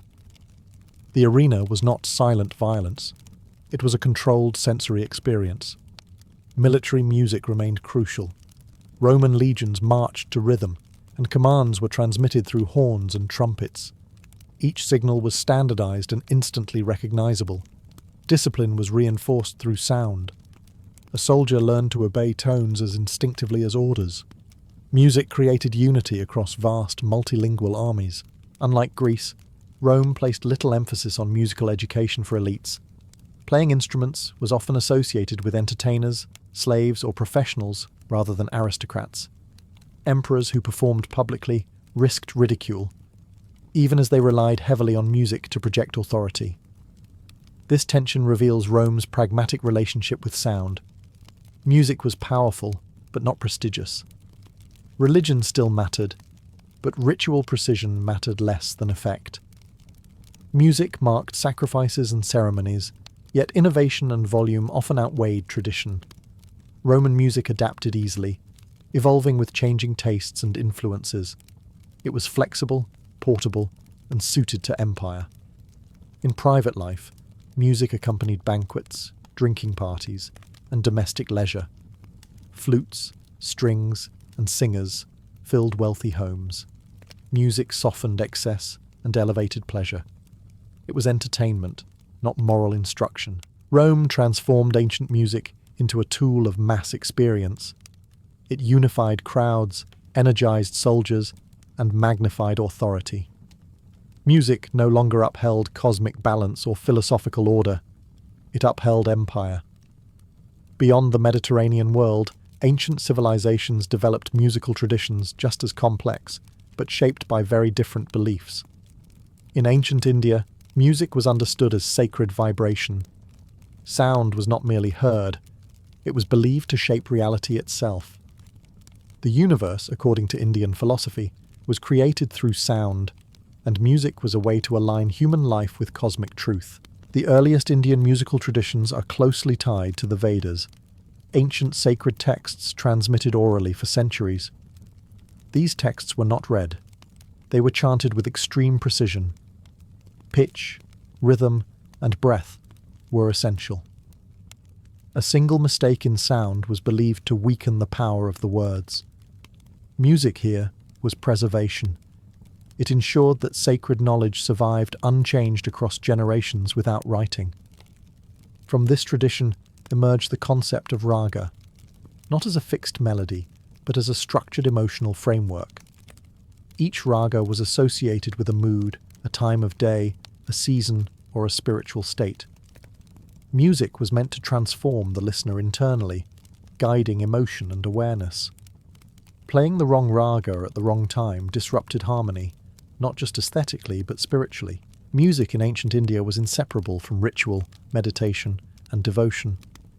Instruments such as early stringed zithers, flutes, and drums accompanied chanting and storytelling. Music guided prayer, focused the mind, and disciplined emotion. Like in China, sound was moralized, but here it was also transcendent. Music was a path toward liberation. Far from Asia, ancient cultures in the Americas developed musical traditions rooted in community and cosmology. Drums, flutes, and whistles accompanied ceremonies tied to agriculture, weather, and ancestry. Music called rain, honored the dead, and reinforced collective identity. There was little separation between musician and participant. Sound belonged to the group. Across these civilizations, a shared belief emerges. Music was not decoration, it was force. It could preserve knowledge, regulate emotion, connect humans to gods, and align society with unseen powers. Though instruments and styles differed, the assumption remained the same. Sound mattered because it shaped reality. By the end of the ancient world, music had taken many forms, but its purpose remained profound. Whether guiding ritual, preserving sacred words, or transforming inner states, music was understood as something far greater than entertainment.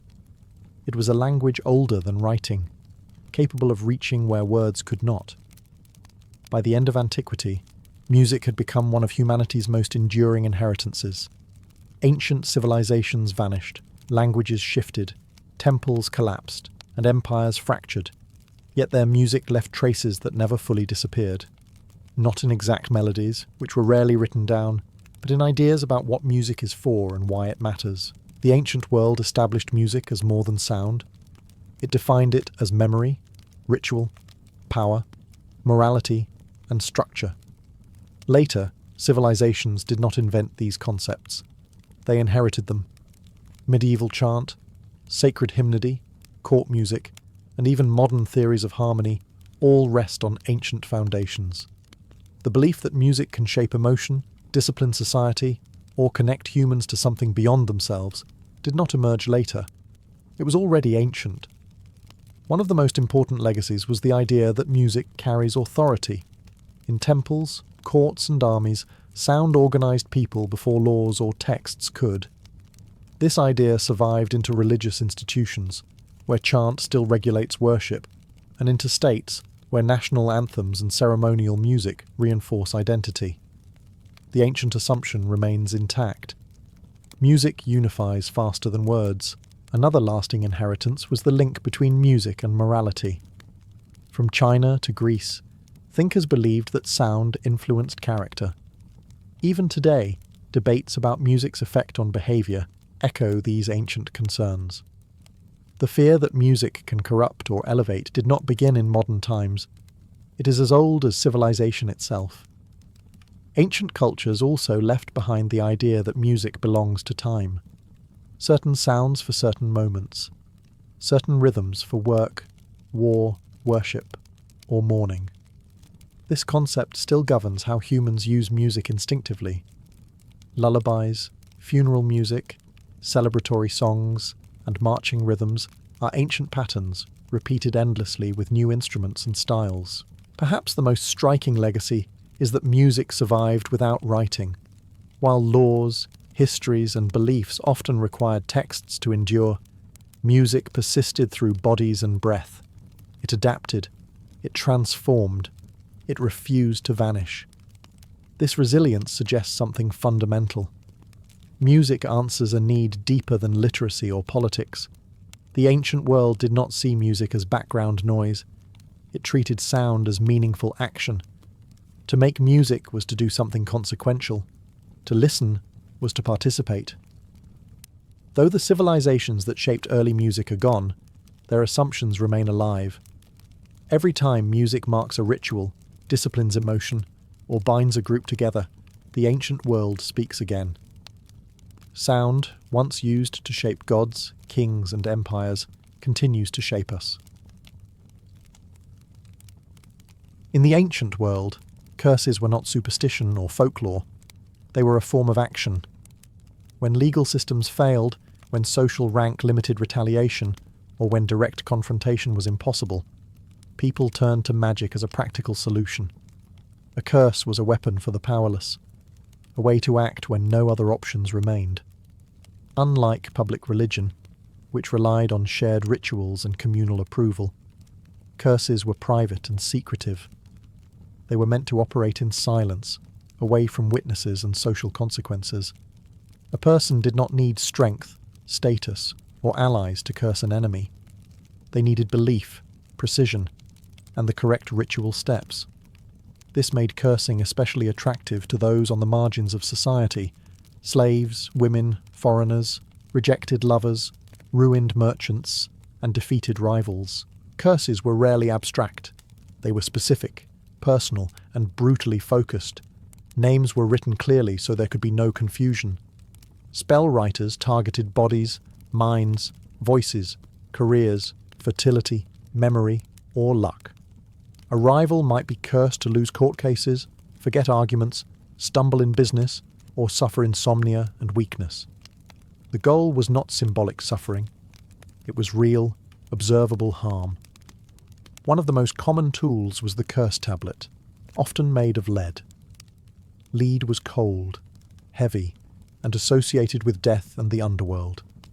The tablet was inscribed with words of binding and command, folded tightly, sometimes pierced with nails, and then buried. Placement mattered. Graves, wells, crossroads, and temples connected to underworld gods were favoured locations. The earth itself was believed to deliver the message. These curses were not addressed to abstract forces. They were petitions to gods of the dead, restless spirits, or divine enforcers believed to operate below the surface of the world. The curse did not rely on chance. It relied on obligation. By naming the target and invoking divine authority, the curser believed they were compelling action. Cursing was not always motivated by hatred. Love magic was just as common and often more disturbing. People attempted to bind lovers, break marriages, ignite obsession, or cause rivals to be rejected. Desire was treated as something controllable through force. The emotional tone of these spells is often desperate, revealing fear of abandonment and loss. In the ancient world, curses filled the space between justice and revenge. They were dangerous, hidden, and taken seriously. To curse was to act, even when everything else was denied. In ancient Greece, curses were refined into a highly structured practice known as binding magic. These spells were called diffictiones, from a word meaning to fasten down or immobilize. The purpose was clear. A binding spell was meant to restrict a person's ability to act, speak, think, or succeed. Rather than asking for dramatic destruction, most Greek curses aimed for subtle but devastating interference. Binding spells were deeply practical. They targeted real problems faced by ordinary people. Lawsuits were one of the most common triggers. A litigant might curse an opponent's tongue so they would forget their arguments or stumble while speaking in court. Athletes were cursed before competitions so their limbs would weaken or their focus collapse. Merchants cursed rivals to ruin negotiations or cause customers to turn away. These spells reveal how competitive and anxious Greek society could be. The structure of Greek curses was formulaic and deliberate. The victim's name was written repeatedly, sometimes alongside their mother's name to ensure precision. The spell would list specific body parts or abilities to be bound. Hands, feet, voice, mind, memory, and breath were frequent targets. The language was commanding, not pleading. The writer did not ask the gods politely. They instructed them. Greek binding spells often invoked underworld powers, such as Hermes in his chthonic aspect, Persephone, Hecate, or unnamed spirits of the dead. These entities were believed to move freely between worlds and enforce restrictions on the living. The curse tablet served as a contract, delivered physically into their domain through burial. Placement was crucial. Many diffictiones were deposited in graves, especially those of people who had died violently or prematurely. Such spirits were thought to be restless and eager to act. Wells and springs were also favoured, as they were seen as gateways to the underworld. Once placed, the curse was considered active and irreversible unless counter-magic was performed. Love magic formed a darker subset of binding spells. These curses aimed to bind not actions but desire. A target might be cursed to feel unbearable longing, sleeplessness, or obsession until they submitted. The language in these spells is often intense and violent, revealing an understanding of love as domination rather than mutual feeling. Greek binding magic shows a world where supernatural force was treated as a legal and emotional extension of everyday life. When persuasion failed, magic restrained. When justice stalled, curses acted. In this way, binding spells became an invisible but persistent presence beneath Greek society. In ancient Rome, cursing became widespread, standardized, and astonishingly personal. The Romans inherited binding magic from the Greek world, but they expanded it into nearly every corner of daily life. Curse tablets appear across the empire, scratched into lead by people from all social classes, from slaves and freedmen to soldiers and merchants. Magic was not marginal, it was embedded in Roman reality. Roman curse tablets often read like legal documents. The language is formal, repetitive, and obsessively detailed. Spell writers named their enemies precisely, listed grievances, and demanded specific punishments. A thief might be cursed to lose sleep, strength, and health until stolen property was returned.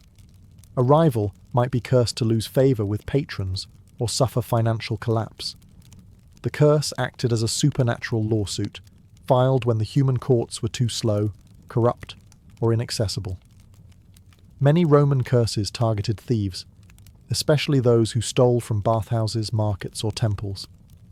Victims of theft frequently dedicated curses to local gods, asking them to identify and punish the guilty party. These curses often promised offerings in exchange for divine enforcement, turning the spell into a transaction. The god was expected to act because they had been formally invoked and compensated. Like Greek diffictiones, Roman curse tablets were buried in places associated with supernatural access. Graves remained popular, especially mass graves or burial sites of the young and violently dead. Wells, rivers, and sacred springs were also common. In Britain, dozens of curse tablets were thrown into watery shrines, asking local deities to exact justice. Once deposited, the curse was believed to be active indefinitely. Roman love magic was equally aggressive. These spells aimed to inflame desire, cause obsession, or destroy rival relationships. Targets were cursed to experience restlessness, madness, and physical discomfort until they submitted to the curse's will. Many of these tablets use violent imagery, comparing desire to burning, binding, or choking. Love was treated as something to be forced through suffering. What makes Roman curse tablets especially revealing is their emotional rawness. Unlike official inscriptions or literature, these spells were private. They preserve anger, jealousy, humiliation, and desperation without restraint. The writers believed the gods were listening, and they spoke honestly. In Roman society, magic did not replace law or religion. It operated alongside them. When formal systems failed to protect personal interests, curses filled the gap. They offered action without confrontation and justice without witnesses. For many Romans, this made magic not irrational but necessary. In ancient Egypt, curses were inseparable from death, the afterlife, and cosmic balance. Egyptian magic was not primarily about sudden revenge or emotional release. It was about permanence. A curse in Egypt was meant to endure beyond a single lifetime, following its victim into eternity. Egyptians believed that words, when spoken or written correctly, possessed creative force. Just as sacred texts sustained the gods and the cosmos, hostile words could dismantle a person's spiritual integrity. This made cursing an act of profound seriousness. A curse did not merely cause misfortune, it threatened the soul itself. One of the most feared forms of Egyptian curse magic involved the dead. Tombs were sacred spaces, but they were also dangerous. Spells were written to protect graves from intruders, warning of blindness, illness, or divine punishment for those who disturbed the dead. These were not symbolic warnings. They were believed to activate automatically, enforced by gods, demons, or the restless spirits of the deceased. Curses could also be woven into funerary rituals. Figurines known as execration figures were inscribed with the names of enemies, then smashed, buried, or burned. The destruction of the object symbolized the destruction of the person. By breaking the name, the cursor believed they were breaking the individual's power and future. Since identity was bound to name in Egyptian belief, this was a direct spiritual attack. Another method involved ritual texts designed to erase someone from the afterlife. To be denied remembrance was the ultimate punishment. A person who could not be named, spoken of, or recognized by the gods risked annihilation. Some curses asked not for pain, but for forgetting. Eternal silence was worse than death. Blood, hair, and personal items were sometimes used to strengthen these spells. Physical connection anchored the curse to its target. The closer the link, the more inescapable the magic. These practices reveal how deeply Egyptians believed the material and spiritual worlds overlapped. Unlike Greek and Roman curses, Egyptian magic was tightly controlled by religious authority. Priests acted as ritual specialists, and magical knowledge was guarded. This did not make it gentler. It made it more absolute. When curses were sanctioned, they carried divine legitimacy. In Egypt, to curse was to rewrite destiny. Harm did not end at death. It continued forever, echoing through the judgment of the soul and the silence of the tomb. In Mesopotamia, curses were understood as part of a crowded supernatural ecosystem filled with gods, demons, ghosts, and hostile forces that constantly interfered in human life. Unlike Greek or Roman curse magic, which focused on binding rivals, Mesopotamian magic was often defensive. The world itself was dangerous, and misfortune was assumed to have a supernatural cause. Illness, madness, infertility, nightmares, and sudden death were frequently blamed on curses sent by enemies or inflicted by malevolent beings. These curses might be intentional, cast by a jealous rival, or accidental, triggered by offending a god or disturbing a restless spirit. The result was the same. Harm had entered the body or household and had to be removed. Mesopotamian texts describe a wide range of curse-bearing entities. Demons such as Lamashtu and Pazuzu were blamed for attacking mothers and children. Ghosts of the improperly buried dead were believed to linger, spreading sickness and fear. Even gods could curse humans who failed in ritual duty. Life was lived under constant supernatural pressure. Because of this, counter-magic was just as important as harmful magic. Exorcists and ritual specialists performed elaborate ceremonies to identify, neutralize, and reverse curses. These rituals involved spoken incantations, symbolic actions, and physical objects meant to trap or expel the curse. Clay figurines representing demons or enemies were bound, burned, or buried to contain the threat. Language was central. Incantations followed strict formulas passed down for centuries. The words themselves were believed to force supernatural compliance. A curse could be undone only by stronger words, spoken correctly and with authority. Mistakes were dangerous. Incorrect ritual could worsen the affliction. Unlike later curse traditions, Mesopotamian magic rarely focused on personal revenge alone. The concern was survival. A cursed person might not know who targeted them, only that something was wrong. Magic was diagnostic as much as aggressive. It sought to identify which god, ghost or enemy was responsible and restore balance. Objects were heavily used. Amulets, seals, and inscribed tablets were worn or placed in homes to block curses. Some contained threats against demons, warning them of divine punishment if they approached. Others invoked protective gods to stand guard day and night. In Mesopotamia, curses revealed a worldview shaped by fear and uncertainty. Harm did not require intent. The universe itself was unstable. Magic was not fringe belief. It was emergency maintenance. To curse, counter-curse, and protect was simply part of staying alive in a world where unseen forces were always watching. Among the most disturbing and revealing forms of ancient magic were erotic curses. Across the ancient world, love was rarely treated as mutual affection. It was seen as a force that could be ignited, redirected, or violently imposed through supernatural means. When desire failed, magic intervened. These spells were not gentle charms meant to inspire romance. They were acts of domination. The goal was not love, but control. Targets were cursed to feel overwhelming longing, sleeplessness, anxiety, and physical discomfort until they submitted to the curser's will.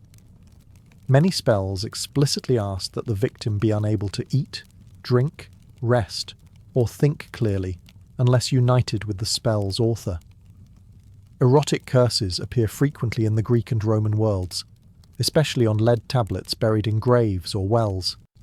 The underworld was considered the ideal enforcer of passion, as desire was linked to loss of control and suffering. Gods and spirits associated with death were invoked to twist the mind and body of the target. Love, in this context, was treated as a kind of illness to be inflicted. The language of these spells is often violent and unsettling. Targets are described as burning, choking, or being torn apart internally by desire. Some spells demand that the victim abandon family, reputation, or existing relationships. Rivals were cursed simultaneously, ensuring rejection, impotence, or separation. Love magic was competitive and ruthless. Women were frequent targets, but also frequent users. Erotic curses offered agency in societies where women had limited control over marriage and desire. Through magic, a woman could bypass social barriers, force attraction, or punish rejection. Men, especially those of lower status, also turned to these spells when wealth or rank failed to secure affection. Physical materials intensified these curses. Hair, nail clippings, clothing threads, and bodily fluids were used to anchor the spell to the victim. Figurines representing the target were sometimes bound, pierced, or melted, symbolizing enforced submission. The closer the physical connection, the stronger the spell was believed to be. Erotic curses reveal a darker truth about ancient emotional life. Desire was feared because it destabilized reason and order. Rather than surrendering to uncertainty, people tried to command it. Magic offered certainty through suffering. In these spells, love was not sacred or romantic. It was coercive. The ancient world understood passion as something dangerous, powerful, and exploitable. Erotic curses did not celebrate love. They weaponized it, turning longing into a tool of control and revenge. As curses became more widespread, ancient societies grew uneasy about their power. Magic was useful, but it was also dangerous. By the late classical period, many states began to treat curse-making as a threat to public order. The same spells that promised private justice could destabilize communities if left unchecked. In ancient Rome, laws against harmful magic existed alongside the continued practice of cursing. This contradiction reveals the tension at the heart of ancient belief. People feared magic even as they relied on it. Officially, curse magic was condemned when it targeted the state, the emperor, or public stability. Unofficially, it remained tolerated when it stayed personal, hidden, and deniable. Accusations of sorcery were serious. To be labelled a magician was to be associated with secrecy, foreign influence, and subversion. Trials for magic often emerged during political crises, when fear of conspiracy ran high. Curses were invisible by nature, which made them perfect scapegoats. A sudden illness, a failed campaign, or an unexpected death could be blamed on hidden spells rather than human failure. Public anxiety intensified because curses bypassed social norms.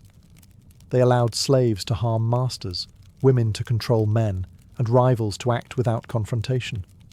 This inversion of hierarchy made elites especially nervous. Magic did not respect rank. Anyone with the right knowledge could wield it. Despite legal restrictions, evidence shows that cursing continued openly in certain spaces. In provincial shrines, especially in Roman Britain, hundreds of curse tablets were deposited publicly, asking local gods to punish thieves or liars. These were not hidden acts of rebellion. They were socially accepted appeals for justice when authorities failed. The gods were treated as judges, and curses as legal petitions. This dual attitude produced hypocrisy.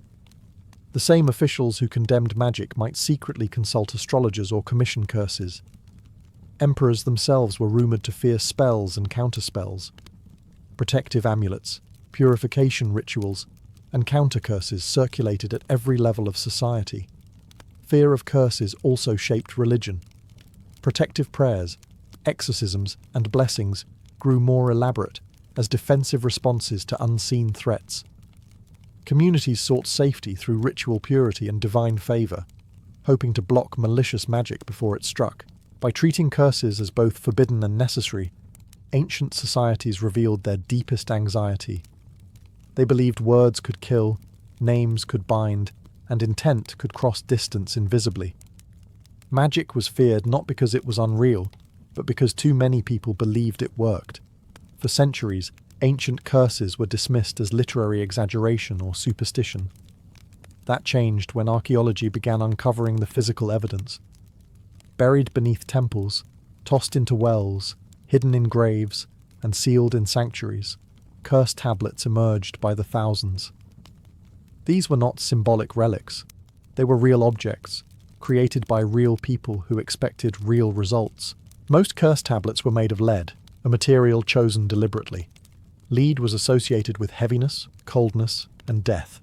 It bent easily, allowing tablets to be folded, twisted, or pierced with nails. These physical acts mattered. Folding bound the victim, piercing immobilized them.